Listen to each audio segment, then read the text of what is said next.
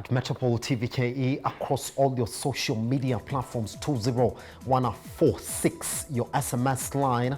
At Kiagasimba is my Twitter handle, hashtag BusinessIM.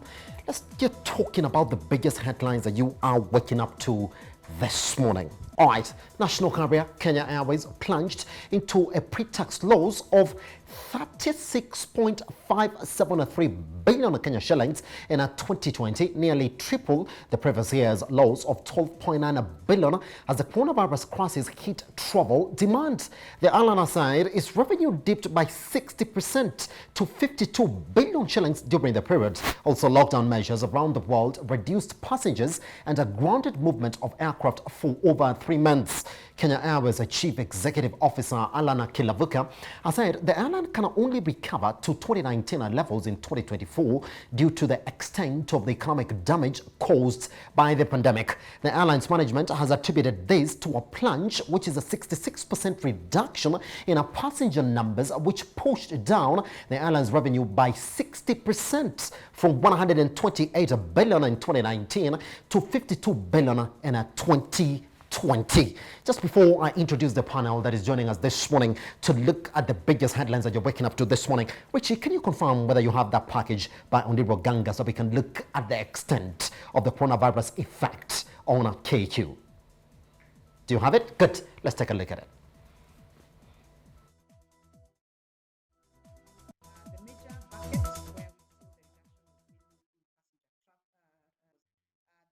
Bucket where we saw the reduction was mainly in passenger revenue, and this is very clearly attributed to the pandemic.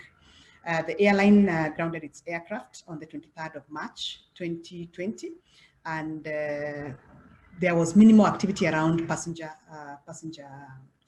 travel until the 15th, when we were able to open domestic, and then on the 1st when we got rights to start flying international.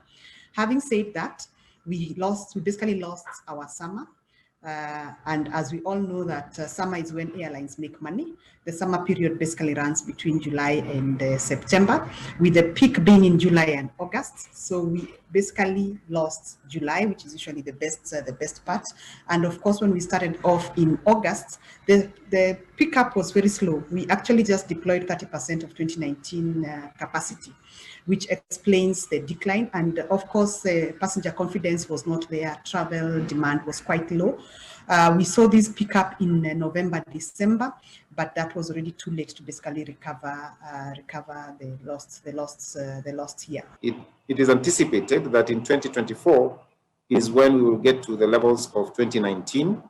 And of course, there's a range of uncertainty based on very many factors, including the confidence that people will have to flying, and as well how the vaccine will impact this confidence, as well the change of behavior of the passengers, and how cargo will impact on the overall performance of the industry.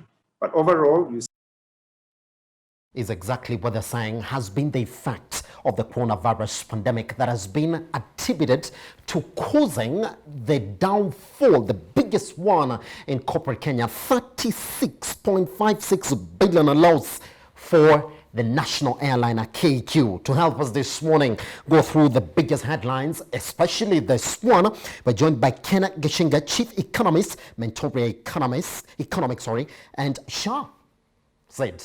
We've been having him here, who's a lawyer and economic analyst as well. Let me begin with you, Ken.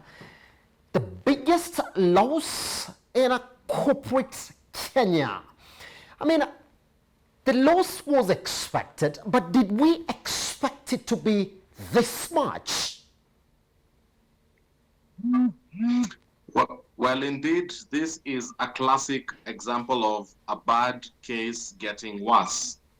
Obviously, prior to the pandemic, KQ always, in my opinion, had a business model challenge because even prior to the pandemic, when we saw revenue rising, expenditure always seemed to rise faster than the revenue side. Yes. And even right now, when there is a drop in revenue, we are seeing revenue dropping much more, down 50%, while expenditure dropping down 38%. So I feel, yes, COVID definitely was a big blow for the entire airline industry, but there's a business model question that I think still has to be addressed with KQ.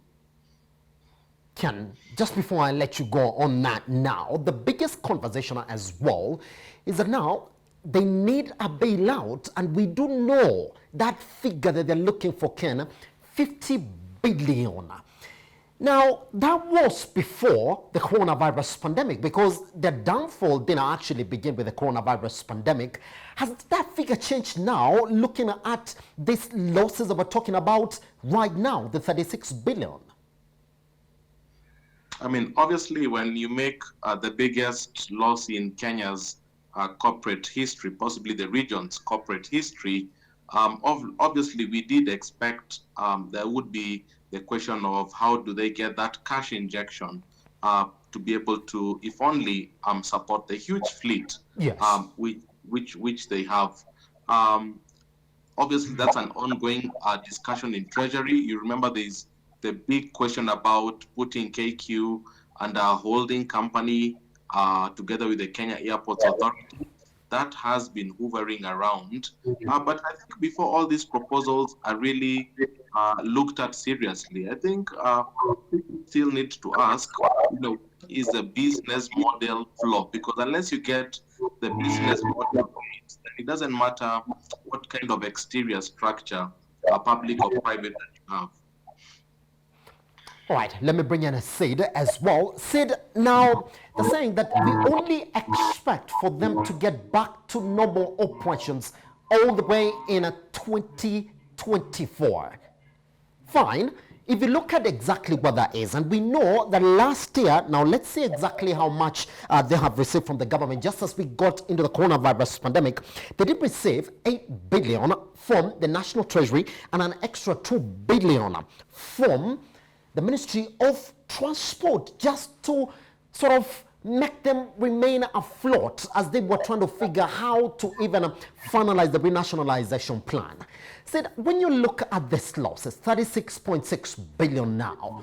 How of an emergency case is this renationalization plan? Because it looks as if nothing is done, then, well, we do not have KQ in just a couple of months. Very simple, thank you. Yeah, I mean, if you look at the way KQ's losses have been operating, I mean, last year they posted a loss of 12 billion.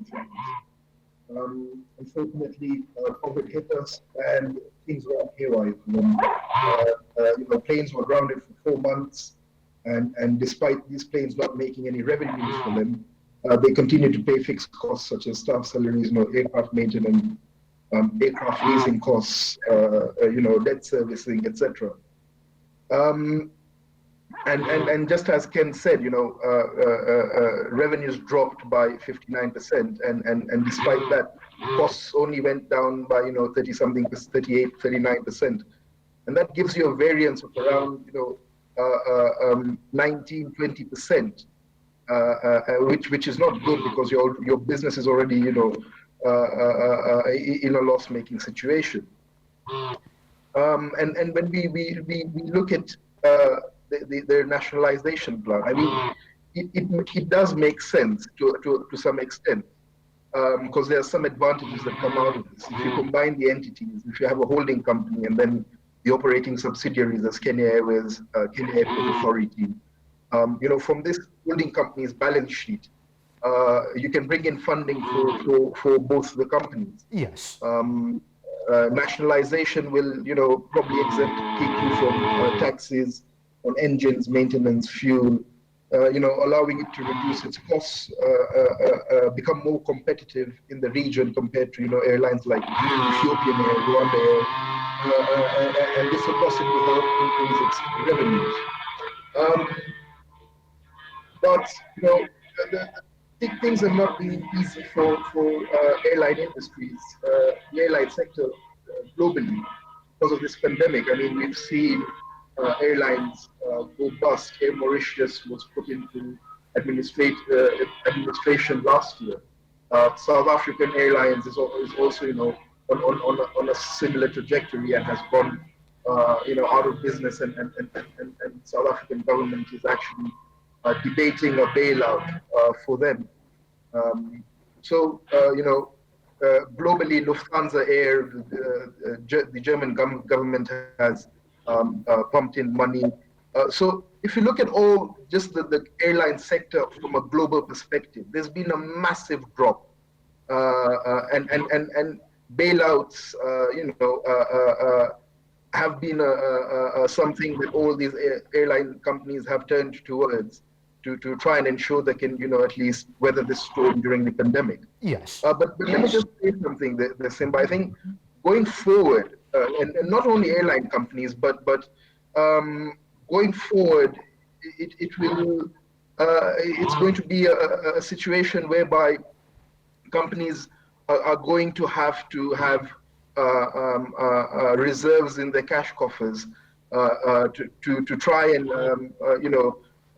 weather storms like this pandemic, instead of trying to always rely on taxpayer money to get a bailout. I think that's for me for now. Ken, you said that even as we are trying to understand exactly what is ailing KQ, there looks to be a problem with the business model. But let's talk about what has happened as we got in the coronavirus pandemic, where we've seen a bigger push towards cargo. And there's this talk about, merging the ships of Kenya Airports Authority and KQ as well. Do you think that and the massive layoffs that we've seen at KQ, that's the step in the right direction for KQ?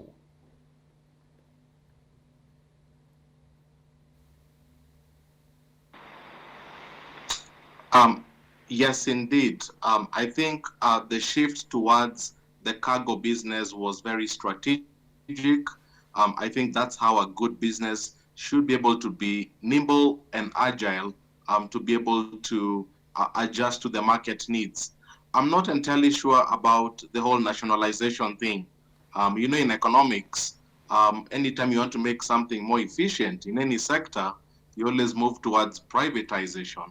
So whether it's banks or it's telecoms, so it's not clear why airlines are any different. The fact that you want to make something more efficient and you nationalize it. For me, it's still something that I've really not yet come to reconcile with. So I think it's something that we need to sort of think through, not least because of also the claims by Parliament that there are entities that have a private interest in the airline and are only using this as an opportunity to move the airline into a holding company that's pretty much under private control. So for me, I think there's a bigger political economy that we might not really be appreciating playing in the background here. Ken, when you say that, for you to make it work, then you actually needed to move to private hands. But when you talk about KQ, we've been there, we've tested that. We said, nationalization was exactly what was going to work. We also tested that because what we're going through right now is renationalization. Can't you say that even when we had it nationalized, at some point it was working? That's exactly what we need to correct now and take it back to what it used to be? Well, the big thinking in the 90s when there was a move to move KQ towards away from the nationalization model, yes, was precisely that, because government entities typically tend to be a bit more complacent. They tend to lack the hunger and they lack the drive. I mean, if you look at the telecom sector, if you look at what Kenya Post and Telecommunications was and what came to be Safaricom and Telcom, it's night and day. So in terms of efficiency, privatization really has wins that slot every day. Now, I think for KQ, there was a time that it was profitable. Just remember, this has been the last 5 years, the loss-making trend. So yes, we're not talking of something that has been forever. This is something that has only happened in the last 5 years. And they've been able to get some of the best consultants in the world. And for me, I've always said there is a business model problem. they need to look at the business model. I think part of the Mawingu strategy was really expanding far too rapidly beyond possibly where the demand in the market. And maybe the fix for that was to just try and right size it and focus on the areas where KQ had a competitive advantage. So for me, that should have been a very simple strategy. So for me nowadays, I'm a bit more persuaded that what we are looking at here is not a purely economic thing. I think there is an element of political economy to try and push KQ into private hands. Yes. And for me, I think that's the question that Parliament has raised several times. And I think we need to take those claims a bit more seriously. Sid, let me bring you in for the last question on this as we figure exactly what next for KQ. I mean, the cry from the CEO, Alan Kilavuka, is that, well, we need that bailout now. If it's not coming, then, well, we would rather just stop this business. But then if you look at exactly the amount of money that they were again given last year, the 8B and the 2B as well, do you also support the people are saying, well, there needs to be a short-term solution for KQ, even as we talk about the bigger aspects of what this renationalization plan is going to be. And if indeed there's going to be a shorter plan, then which one is it for them? So for a short-term solution, I mean, I believe this would not only work towards KQ, but just generally towards the aviation sector. Yes. And for ensuring short-term viability, airlines should seize any opportunity they can get to reduce the expenditures, reduce costs, defer loan obligations, and so on. When the biggest fiscal measure you can take to ensure that you get out of a debt is to reduce your expenditure. And there's no question about it.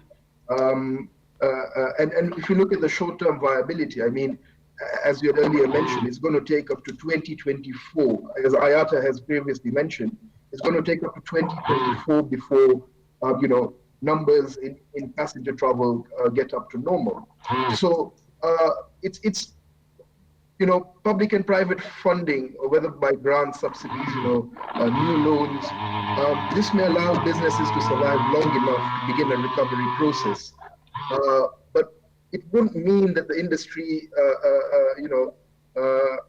this shouldn't mean that the industry should return to its old financial orthodoxies, if I can put it that way. Because, and I say this, as I've mentioned earlier, it's very important moving forward that we have regulations in place to ensure that such strategic businesses of national importance retain enough cash in their coffers to enable them to, weather the future economic storms without relying on taxpayer-funded support. And not only that, but I think going forward, the aviation sector really needs to rethink its partnerships. As much as I agree with Ken on that there may be a political motive behind this attempt to nationalize KQ. Yes. But it happens everywhere. I mean, if you look at Ethiopia generates economies of scale owing to the fact that, the airport, which runs the airport transport assets from airports to fueling operations under one single company. This allows them to leverage their balance sheet to use funds from more profitable parts of that company's business to support other less profitable parts. This would reduce reliance on always going back to the taxpayer to try and get support for funding in hard economic times. Pretty much. All right, gentlemen, I beg that we take a break. Once we come back, we'll be looking at exactly what is happening in the banking industry now, because we do know there is a bigger stance now, conversation around should the banks pay dividends or not. And there's a bigger change in law, which now the CBK requires the banks to seek their approval before they can actually get to start thinking of even paying the dividends themselves. Once we come back here on Metropol Television, my name is Simba Elijah Charles Kiag.